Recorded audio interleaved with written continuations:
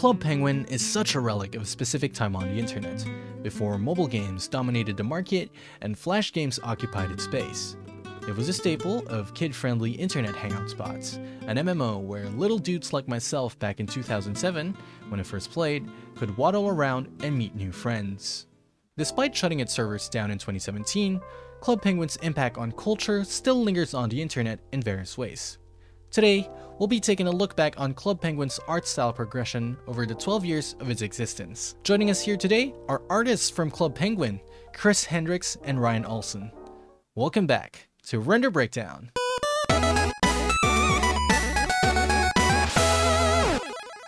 Hey there friends, how's it going? My name is Thomas, and welcome to another episode of Render Breakdown, a show where we study popular video game artworks, break down its art style, then try our best to replicate it in the end. This month is actually Club Penguin's 19th anniversary, on October 24th to be exact, and I thought that this game deserved to be celebrated, and so I wanted to make it special, and I reached out to these key Club Penguin artists to be part of this episode.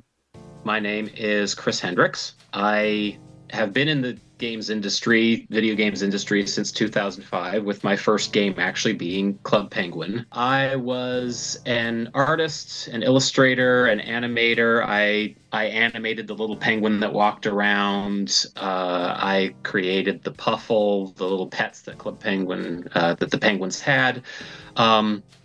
I made some of the mini games on Club Penguin. I composed 60 or so, maybe 70-ish songs for the game, and was just kind of part of the core creative team of the game for the first 4-ish years of its existence. I'm Ryan Olson. I started there as an illustrator and animator in 2007. I started working on things like the newspaper illustrations. Having an animation background, I also got assigned to some of the Puffle animation. So I was the creator of the yellow Puffle.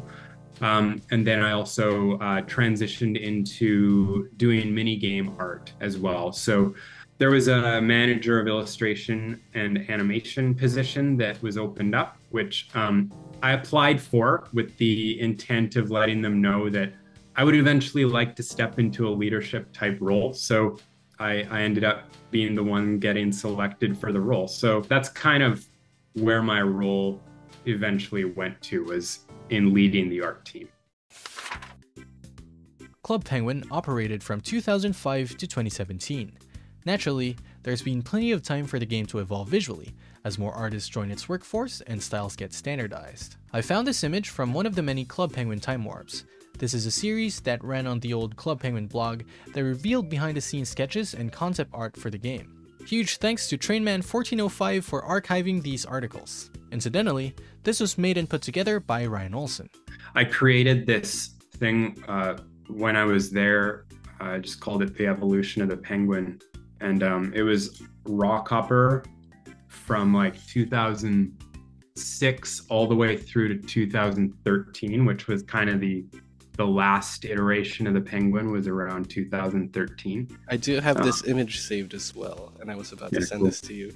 Although the screenshot I have of this is like very low resolution. Yeah, I noticed that too. It's a pretty small thumbnail. Unfortunately, I can't find a higher resolution version of this image. Still very helpful though, but we can at least look at this compilation by user @blueberry02cp on Twitter, which serves a similar purpose. Colloquially, the community categorizes eras of Club Penguin as AS1, AS2, and AS3 respectively. This is a shorthand in reference to ActionScript, the programming language used during the development of the game over the years. For the purposes of this video, I'm going to be dividing the art styles progression into 4 segments. This isn't meant to be a definitive list or anything, especially since there is overlap between some of these years and styles, and also having some variations by nature of being drawn by many different artists, especially in the early years. First off, 2005 to 2006. I'm dubbing this as the retro era. This is the art style that the game launched with. Next up, 2007 to 2008. I'll call this the classic era. This is when the game first skyrocketed in popularity as it was purchased by Disney. Next, we've got 2009 to 2012, the mainstream era. This is Club Penguin at its peak interest, at least according to Google Trends. Lastly, we've got 2013 to 2017, the modern era, which is also unfortunately its final one. We'll have Chris Hendricks talk about the first half of these art styles and Ryan Olson for the latter half. So the earliest style, I went with my art style at the time and what my style of art in interpreting the 3D Penguin was. In this case, the 3D Penguin was already set because of its existence in like previous Penguin Chat games. So then it was my interpretation of, okay, what would this look like in an illustrated form? And so you can kind of see how that was all over the place. Like in some case, like the orange penguin with the Hawaiian lei on, I think that was an illustration of a penguin that was originally quite small as part of a newspaper illustration. So it was just a matter of, I just need to fit a tiny penguin in this space. And so, squished the body and proportions were not a huge deal because these penguins were usually small and we hadn't really developed like an art style or Bible or anything like that, right? We weren't paying attention to consistency a lot. There wasn't like, okay, let's do 100 drawings beforehand and figure out a proper model sheet. No, it was just sort of, I'm going to draw this thing. And, oh, we have a second illustrator. Well, he's going to take his interpretation of the penguin as well. And there wasn't really a lot of time to consider anything else. About I think around 2007, one of the more obvious things to happen to the penguins are they turned rounder, I think. What was the thought process behind making the art style more uniform? Part of that was just in the beginning of 2007, we had hired 3 new illustrators whose main purpose was illustrations, things for newspapers and different materials and things. And so, as far as I know, they amongst themselves kind of started developing, okay, what would be some way of trying to make things more consistent. 2007 is also when Disney purchased Club Penguin. And part of the Disney purchase was the expectation that the penguin art would be used for merchandise purposes. And in looking back at all our penguin art, that was when we truly started to realize that no one penguin really looked like another penguin. They all had a lot of subtle differences or not so subtle differences from one another. So the converging of styles into a more useful style guide, a great deal of that was because of Disney, and also because of new artists coming in and saying, we're not sure if we're drawing the penguin right, and oh yeah, I guess this matters more now that there's 7 of us, 10 of us, 12 of us all contributing illustrations. There were certain points of discussion. Some people were like, how pointy are the edges of the feet? How triangular are the feet? Are they like this, are they this sort of rounded mass on top, or do they come to a very, very strict cornered edge? So there was some guidelines figured out there. There were discussions of how big should the eyes be, because you're identifying with the eyes, but you can see in some of those later illustrations of when other illustrators started coming in that had more anime illustration backgrounds, the eyes start getting bigger, right? 2010, 11, 12 era, those were people who were very much loved their anime and stuff like that, and started to focus or started to kind of move the penguins into a very bubbly sort of kid-friendly direction. And then 2013 hits, and presumably suddenly they're edgy and lanky and Disney XD rather than Disney Junior kind of thing, right? Really, really early on, we discussed whether or not it would make sense to actually give penguins tiny thumbs to hold on to things, and we decided no, that's kind of weird. That doesn't really work. The shading. Right. How many levels of shading do you go on it? Is there just is it just flat? Is there a highlight and a shadow? Or, some illustrators love doing 6 levels of shading levels rather than a gradient. We liked our flat colors. And so just this very detailed shading layer sort of system that's, that made the penguins look cool, but could sometimes get a bit out of hand or something like that. All of those were discussions that were happening behind the scenes of, how far in this direction is too far, what works, what doesn't. There were certain angles that's just like the foreshortening on a penguin arm, because a penguin arm is such a simple shape that if a penguin was like pointing at you, how does that work? Right? Foreshortening is bad enough when it's a hand with fingers, right? This looks completely bizarre on a webcam, but it's real. When it's an illustration and it's just a penguin pointed like flipper thing, right? Like it doesn't work. So there were just certain illustrated angles that were very tough to work with a penguin design. So I started, as I said, 2007. We were all basing our illustrations on Chris's initial player card drawing, essentially. But it was an egg shape. It was really hard to like pose the character into dynamic poses and stuff like that. So we decided we needed to sort of elongate the body a little bit in order for us to be able to bend it. So the head sort of started to rise up from the body. So it eventually became like two balls that you would draw, like a small one for the head and a bigger one for the body. And then you could like kind of connect those two things with a couple lines. And then you could eventually get like the penguin into some more bendy like poses. It was a little bit easier to work with in that way. The feet really didn't change too much over time. If anything, they got bigger. But they always sort of retained that nacho-like appearance with some thickness. They were kind of like 2 blocks of cheese is sort of how we thought of them. The arms eventually got a little bit more dimensionality to them because we needed them to be able to interact with props. So we needed to like be able to fake a hand every now and again. And we didn't want them to like wrap around it like a tentacle would. We wanted to have like some actual structure like a human might have in their arms. So we had kind of the 3 bends, one at the wrist, one at the elbow. The render style, it sort of just got more dimensionality over time. Initially, when I joined, there would be like the base color, the shadows, and then a highlight. And eventually, as time went on, those number of shading steps would start to increase. That included a bounce light, sometimes 2 levels of shadow, and then a highlight, and then the base color.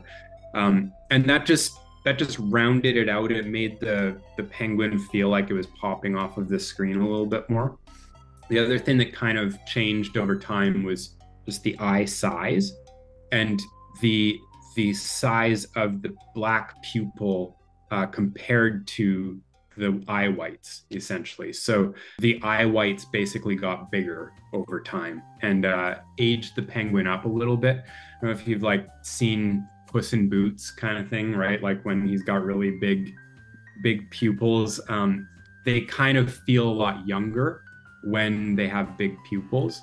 And because we kind of swung in the pendulum in one direction towards a softer, almost preschool type look with like the rounded off beak, the pupils got bigger as well in that era of Club Penguin's art style. So we wanted to sort of give the next evolution of the penguin so that we could continue like bringing in new audience members, obviously, but retain as many of them as we could. So we took a pass on aging the penguin up. And that was kind of the 2013 sort of iteration of when the style really shifted into a new dimension. So we wanted to inject more of like true art principles into the art of Club Penguin and really like take the dynamics and the posability of the penguin to a new level.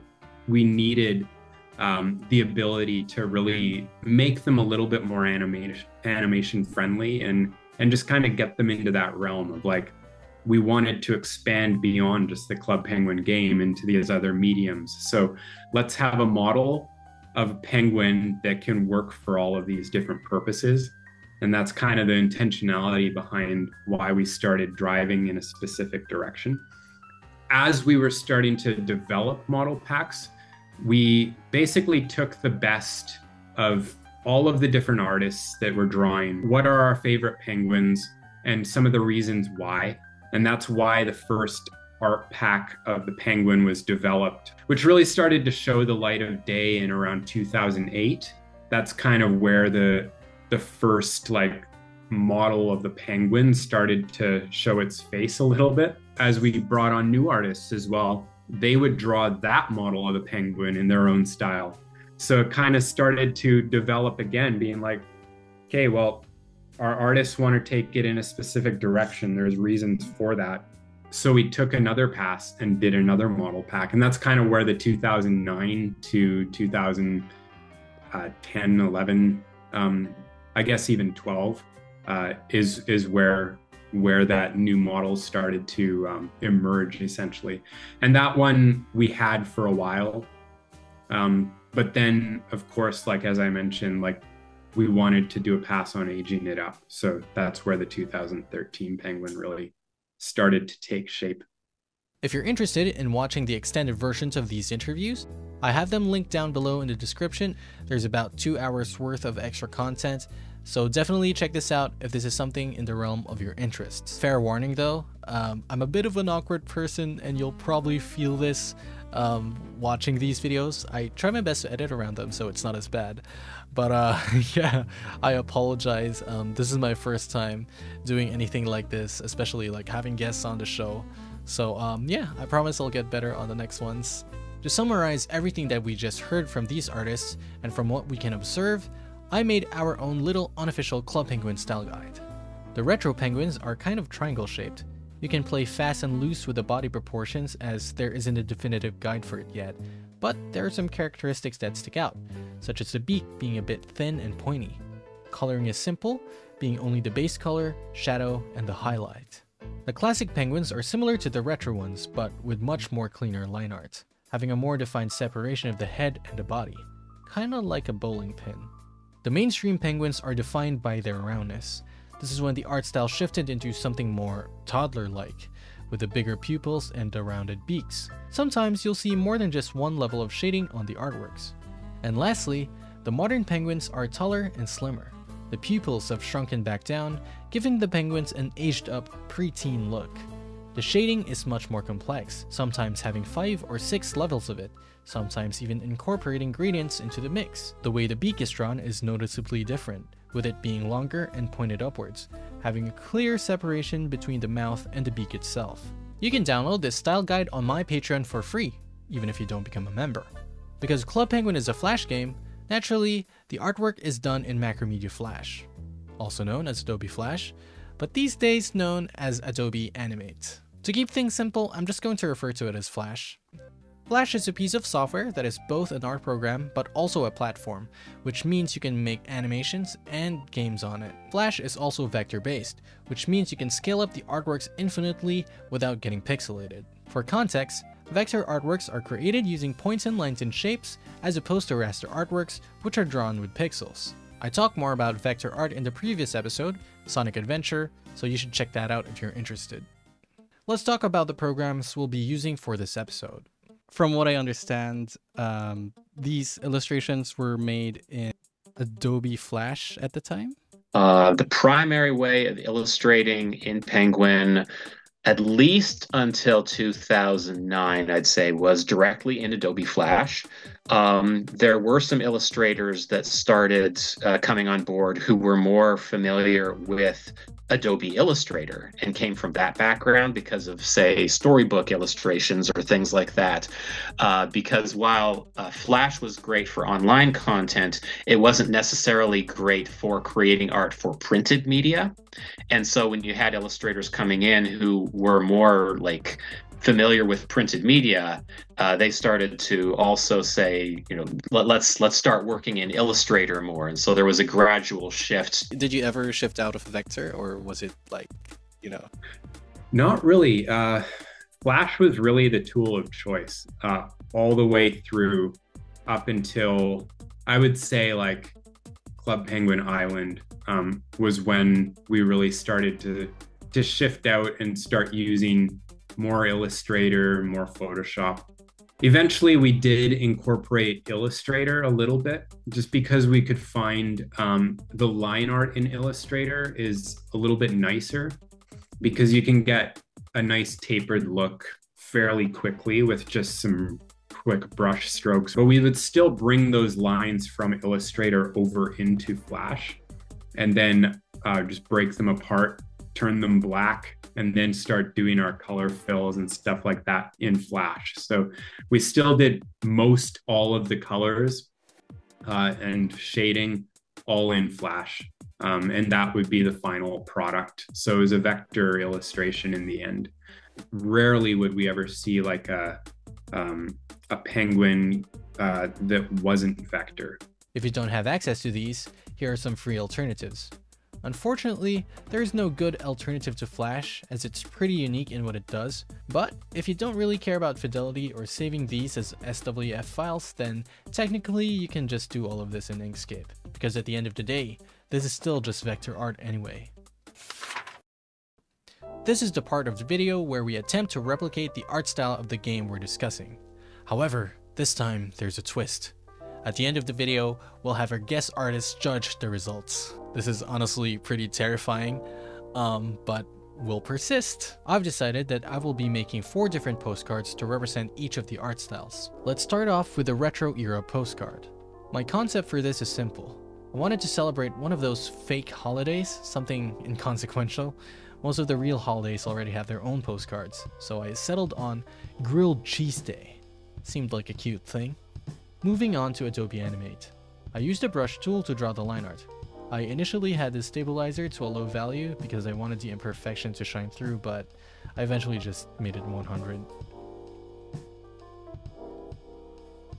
Next up, we're doing the colors. I picked the colors off of the existing official Club Penguin artwork. Same goes for the background. For the shadows, we're keeping it simple, just one level of shading. Using the brush tool, I changed the setting to Paint Inside, so I wouldn't go over the line art. Then, I would use the bucket tool to fill the shadows in. With the retro postcard out of the way, let's move on to the next one.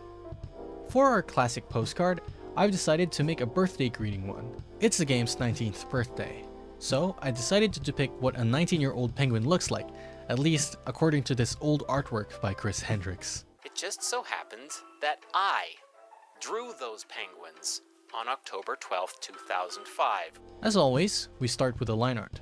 For this one, I'm actually using Illustrator for the penguin and the puffle, using the pen tool. Just thought it'd be nice to have finer control over these lines.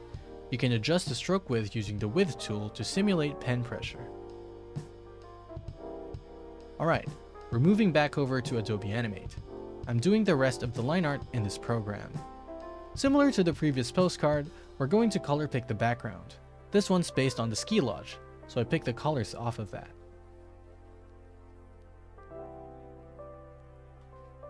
Alright, the mainstream era. I wanted to make something that evoked the feeling of meeting a friend after a long time of not seeing them, which I can imagine is a common sentiment for the old player base. I've started giving the penguins some articles of clothing. I think at this point, clothing was much more common. In hindsight, I probably should have given one of them a wig, but oh well.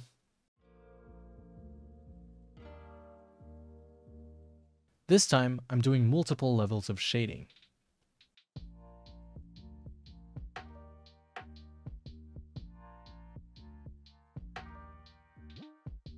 Lastly, the modern era. At this point in time, postcards weren't as common. In light of this, I decided to make a postcard about a location in Club Penguin that doesn't have its own Let's Hang Out postcard yet. So I picked a skate park. Simple concept, just a dude skateboarding with this black puffle. Thanks to the new penguin proportions, we can post them much more effectively. I made sure the outfits are something you can actually get in-game. I used this player card generator from Club Penguin Mountains, link in the description. As always, we do the coloring in Adobe Animate. We've got various levels of shading, especially on the shirt. We also use gradients for the first time, here on the skateboard. And Here are all of our postcards together. Now that we've got them sorted out, it's time to be judged for our crimes. Oh no.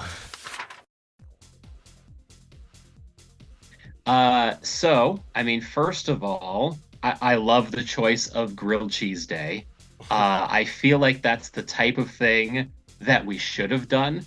The trend of made-up holidays kinds of things. I would say, generally speaking, it's like I like the poses of the characters. They're happy. They are definitely doing what they would do, and the shading is pretty true to the original style. It is, I think, a little bit rougher on the penguins themselves. The igloo in the background, I think, is about what probably would have happened at the time. I think the green penguin is closer to the penguin style from that age than the orange one is, especially at the bottom half of the body there. You kind of have this approach where there's like two leg nub kinds of things, which is something that we never really did. It was always just kind of like this one big bulbous bottom area, and then you would just slide the feet all around wherever they needed to be to get the feeling of legs and the feeling of motion. The green one, the eyes look great. They don't have the same line thickness necessarily as the outside of the penguin, but like the eyes themselves, like you get so much character in illustration from the eyes, and so like the fact that's there, that just I'm very much drawn to the green penguin because of that. What program was this illustrated in, by the way? This was done in Animate. Often what I would end up doing after I'd done an illustration, just to attempt to get rid of some degree of roughness, is just there's a tool that will fit the curves so that they will kind of get rid of some of the unnecessary corners and things like that. And I feel like this is the type of drawing that might not have had that effect done on it yet. The roughness as well was because I was also trying to navigate using Adobe Animate for the first time. Using a new program. That is totally fair. Like I can totally see where some of that would trip you up a little bit there. But like the poses and the overall movement of it, and just the feeling of the penguins from the very early era, it's definitely there. There's just probably some cleanup that we would have done even in that level on just like the orange one's feet and stuff like that, just to kind of make things smoother there. I really like this postcard. It feels solid.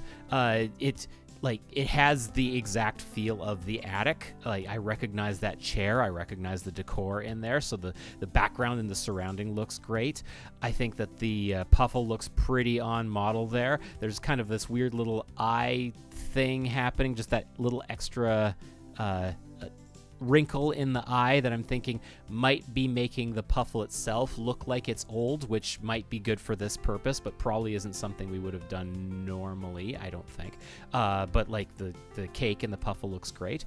And the penguin itself looks a bit more modern than my decrepit, rough 18 and up penguin from back then, but I like it a lot. I think the only thing that really strikes me at it as a bit odd is that you kind of have like this back hump area, but then the arm of the shoulder area sort of comes out from it in a bit of an awkward way. If it was me, I think I would have just made the penguin a little bit more hunched over, but made the bump that appears to be part of its back just more of like its shoulder kind of up in the back. So just get more of that hunch into it while it's in the chair.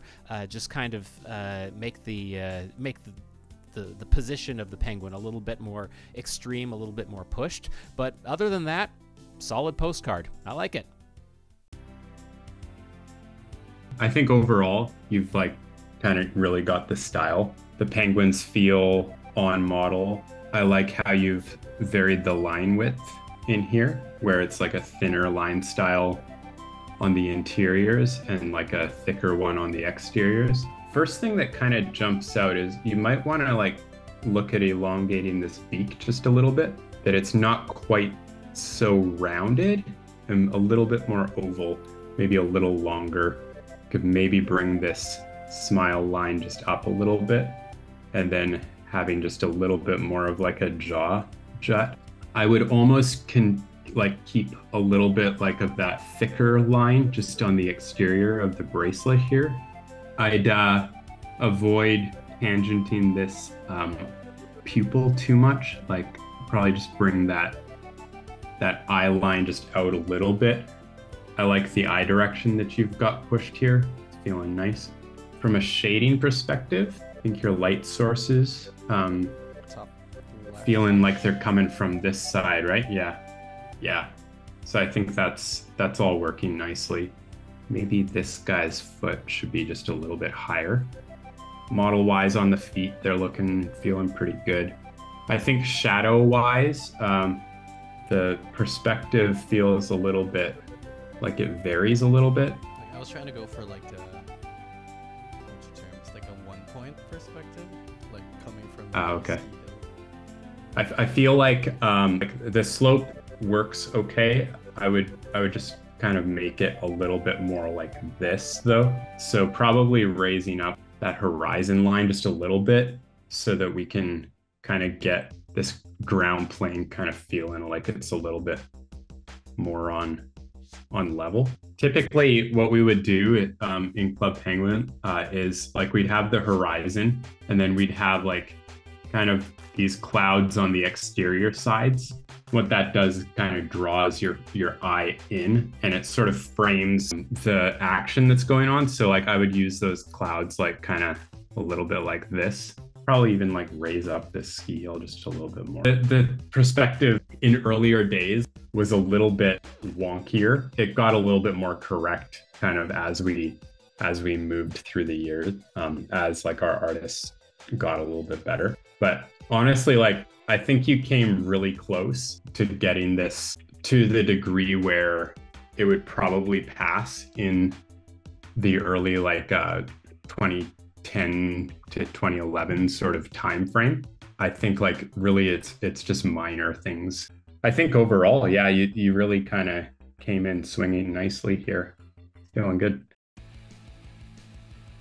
The main thing that maybe I would try is bringing the half pipe a little bit more out from the penguin, maybe. But I think the rest of the background is working pretty nicely because like the color of his sweater and the color of the snow is fairly similar. If we wanted to push this back a little bit, you might be able to darken the snow just a little bit so we get him popping out a little bit. But I think as far as model goes, he's feeling pretty good. I would probably drop his toque down just a little bit. I feel like his upper portion of his head is just getting a little bit big.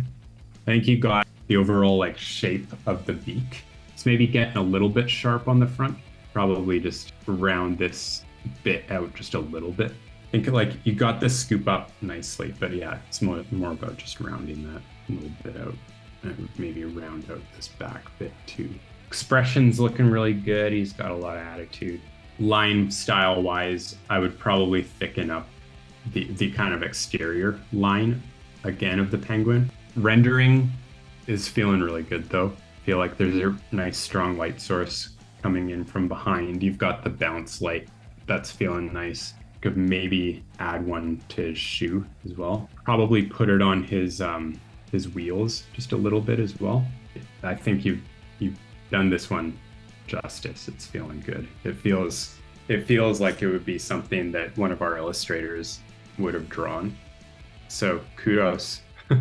Afterwards, I made the adjustments off screen based on feedback, and this is what we ended up with. I'm genuinely so happy to have people who worked on Club Penguin take a look at my work and give their judgments. Club Penguin is one of the first games I've ever played in my life. And I remember being in 3rd grade and, you know, just drawing penguins all the time with my friends and making comics and all things like that. So it's really nice to have this full circle moment for me, to have them on my show. Especially, you know, these are people who inspired my art style, especially when I was very young. So it's a great feeling. Do you have a message for Club Penguin fans in 2024? All right, Club Penguin fans in 2024. Here's the deal. Most of you are now in your late teens or early 20s. What I want you to do, what I always want you to do, is take the best of what you learned about Club Penguin and about socializing with others. Take the best of those experiences and bring that to the real world in how you interact with actual humans. Because Club Penguin was by no means perfect, but from what I have heard from appreciative fans in the past, it was at least a place where friendliness and courtesy and just, you know, love of others was expected. And the world is kind of in short supply of that right now, especially since there are so many people that are trying to get you to be angry at one another. So whenever you can, please try and be patient with one another and take that into the real world. And if you are starting to, you know, have families and have kids, you know, teach them the same kinds of things.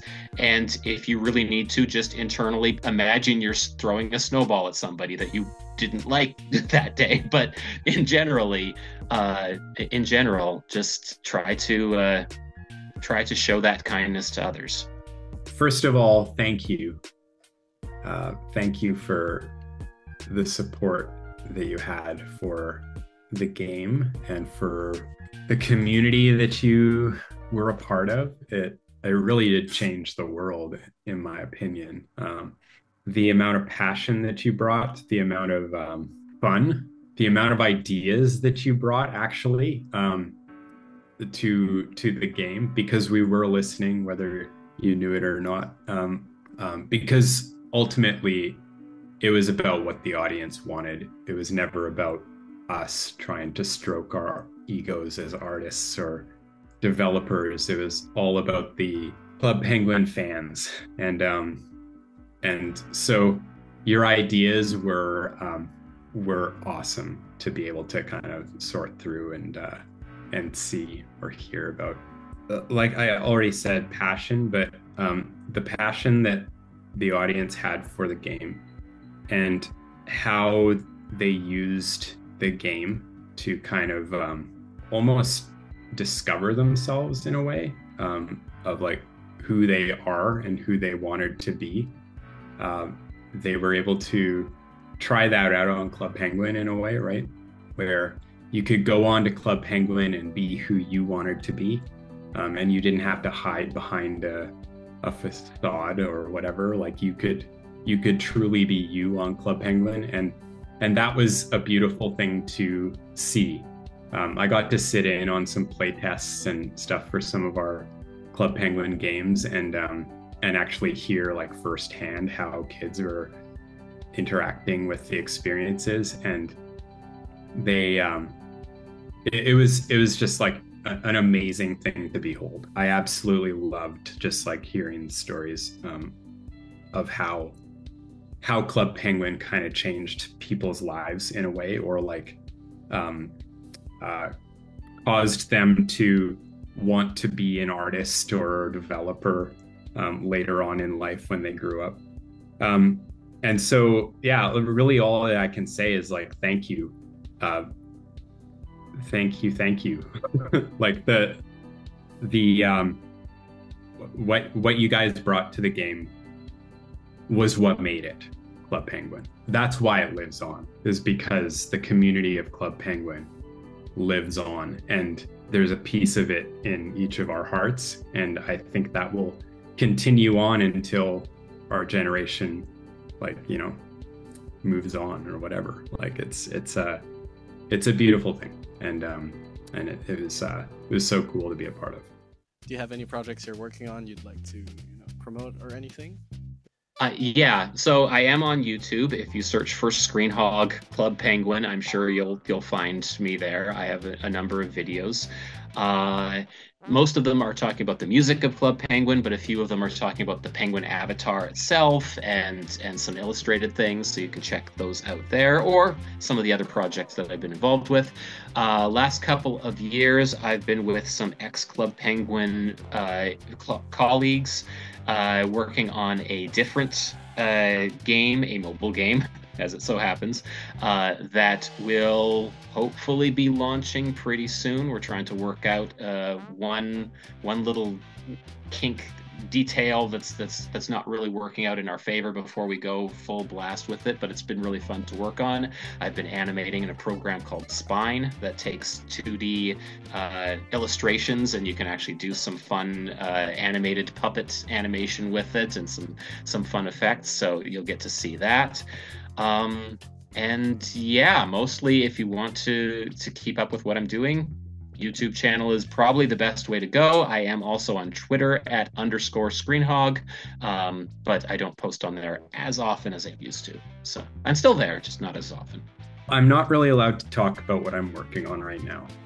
It hasn't been released from a press release standpoint to the public that we are working on it, but I am currently working on a preschool show for TV that will air on Treehouse. The previous show that I worked on is currently airing on Apple TV. It's called Wandla.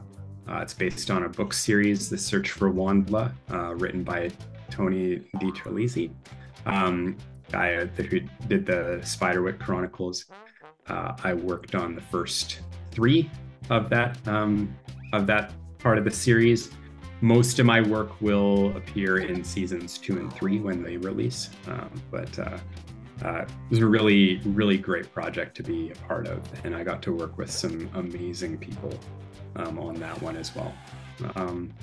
So yeah, so that kind of would be my plug around like what I've been working on, and looking forward to being able to announce what I'm working on right now. Huge thanks to Chris and Ryan. I really feel so honored to have them both as the first guests on this show. Talking to them was honestly so nerve-wracking, stepping out of my comfort zone and also being a little starstruck about it. Club Penguin may no longer be around officially, but the community around it is still alive and well. While I won't endorse any specific ones, I think you'll find that there are ways to still relive the old Club Penguin experience. But I still believe it's for everyone's benefit and safety if, Club Penguin comes back in an official capacity, especially with a strong moderation team. There are a couple of upcoming projects that I'd like to highlight: Party Parrot World and Box Critters, both successors to Club Penguin and both from Rocket Snail. Thank you for watching this video. Special thanks to these patrons, and thank you for, allowing this episode to exist. I hope you understand now why I'm trying to keep certain episodes special. I don't know if we'll succeed in, asking other artists to be guests on the show again. I feel like I lucked out with Chris and Ryan here, but yeah, the channel's still pretty small. But we'll see. We'll keep trying. We'll keep pushing on. This show has always been about celebrating the artists behind the video game art styles that we love, and yeah, putting a spotlight on them. But yeah, otherwise, let me know what video game art style you want to see me do next. Next month's episode is pretty special as well, but for a different reason. It's something a little bit different. Let's just say that we'll no longer be bound by our screens. That's all the hints that I'm giving you. But yeah, until then, I'll see you on the next one. Ciao.